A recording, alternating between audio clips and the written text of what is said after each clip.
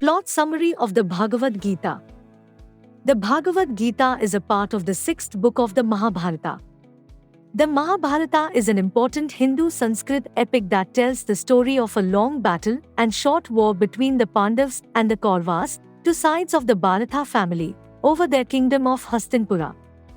The Gita recounts a conversation in the moments leading up to the war between the Pandav warrior Arjuna and his charioteer and trusted advisor, Krishna, who turns out to be a worldly incarnation of Vishnu, a god who serves as the supreme being in many forms of Hinduism. But the conversation between Arjuna and Krishna is told through a framed story. Sanjay, a counselor to Dhritarashtra, the blind king of Hastinapura and the father of the Kauravas, tells the king this conversation after the Pandavas have already won the war. In the first of the Gita's 18 parts, or discourses, Sanjay talks about the huge troops of the Pandavas and the Kauravas as they fight on the field of Dharma.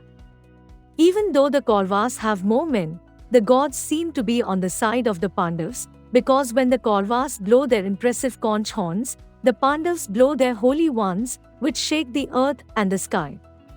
As Krishna drives Arjuna's chariot into the middle of the fight, Arjuna realizes that he cannot kill his cousins, which he thinks would ruin the dharma, or moral standing, of his whole family and take away any pleasure he might get from winning. He puts down his weapon and starts to cry. At the start of the second talk, Krishna scolds Arjuna, calling him a coward and saying that he doesn't see the basic truth that people's souls don't die with their bodies.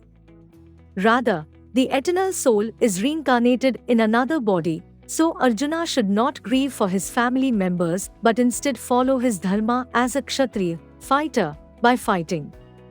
If Arjuna wins the war, he will rule the whole world. If he loses, he will go to heaven, but if he doesn't fight, he will be shamed. Krishna says that people can learn to stop clinging to the results of their actions, turn away from the fake world of the senses, and get rid of bad feelings by practicing yoga. Each of these paths claims to help people lose their sense of self, rise above the material world, and find happiness by reuniting with Brahman, the ultimate being. In the third talk, Arjuna asks Krishna why he wants him to act if he thinks that the way to enlightenment is to hold back from acting.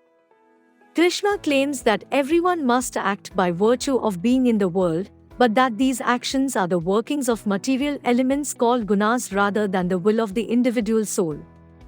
The only pure form of action is sacrifice to the gods, which leads the gods to support human life on earth. In the fourth discourse, Krishna starts to show Arjuna who he really is. He is eternal, he acts in the world when necessary to keep dharma in place, and he is devoted to those who make sacrifices for him, especially those who give up their knowledge by giving it to him. In the fifth talk, Arjuna points out that giving up action, samanyasa, and yoga, which is an action, seem to be opposites, but Krishna sees both as ways to reach enlightenment. Krishna says that yoga is a way to renouncement because it helps people get over their stupid reasons for doing things. In the sixth discourse, Krishna says that this meditative yoga practice helps people see how they are connected to all other beings through Brahman. This can help them break out of the circle of rebirth, samsara, or, at the very least, reincarnate into purer bodies. In the seventh discourse, Krishna says that he really is everything, from all the things that make up the earth to his greater self, which is the force that makes the world and destroys it. His true nature is shapeless, eternal, and beyond all opposites. He loves the few wise people who understand these basic truths. In Discourse 8, Krishna says that people can stop being reborn and join him directly if they learn to keep their attention on him all the time, but especially right before they die. The ninth discourse goes into more detail about Krishna's all-encompassing nature, his total control over the world, and his care for those who serve him. In the 10th and 11th talks, Krishna stops talking about his power in a theoretical way and shows it instead. The god tells Arjuna that he loves him, and Arjuna tells the god that he is the most powerful being and asks about his spiritual forms. Krishna starts to list these forms, saying that he is the best of each type of thing, person, and force in the world, as well as the best of the qualities that make these types possible. He is the wisest among the wise, the most powerful among the powerful, the quietest among the quiet, and the ancient seed of all beings. But Krishna's many descriptions only scratch the surface of his infinite power. In the 11th discourse, he shows himself to Krishna in a form with countless eyes, mouths, and limbs that seems to hold everything, including infinite light, all the Bharata warriors, the whole world, and all the other gods. Arjuna worships Krishna with shock and fear. He apologizes for not knowing about Krishna and asks the incomparable one for forgiveness and patience. Krishna says that no one has ever seen this form before, not even the gods. After getting Arjuna to swear to him forever, Krishna says in his 12th discourse that it is easier for followers to worship his embodied forms than to grasp his true, formless self. He also gives practical advice to Hindus of different types. In the 13th, he talks about how the body is different from the mind, which is eternal and not made of matter, and goes through different bodies on its way to enlightenment. Krishna's 14th speech is about the gunas, which are what make up the body and hold the soul to it. These gunas are a sattva, purity, rajas, passion, and tamas, ignorance. By giving up rajas and tamas for the sake of sattva, people can rise up in the circle of reincarnation, samsara, and move towards disembodiment. Krishna starts the next talk with the image of a holy Ashwatha tree whose roots can be cut by the strong axe of non-clinging.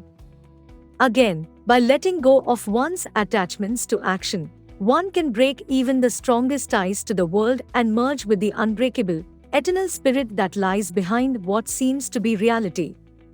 In his 16th discourse, Krishna makes a distinction between the traits of a divine person who is close to enlightenment, such as truthfulness, self-control, discipline, kindness, and courage, and the traits of greedy, angry, demonic people who turn away from Vedic laws and put desire above God.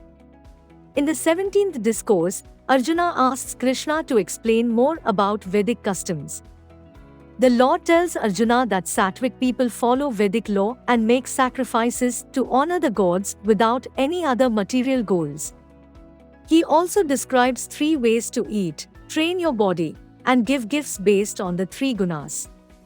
In the last talk, Krishna talks about the difference between giving up all action, which usually happens because of desire, and acting just for the sake of acting, without caring about the results or wants. People who are able to let go of this desire for the results of their actions are called tyagis. In their actions, they see all beings as timeless parts of the same whole, and they follow their dharma without fear or wavering. He says that a person's dharma is often based on their place in the caste system, which is a reflection of their inner nature. He also says that people must follow their dharma, even if they don't do it perfectly, in order to clean themselves. So, Krishna tells Arjuna again that he should fight in the war, but he also reminds him that the choice is his alone. Lastly, Krishna asks Arjuna for his complete dedication and tells him to spread the message of the Gita to people who are disciplined and devoted enough to understand this highest, hidden truth. Arjuna agrees firmly.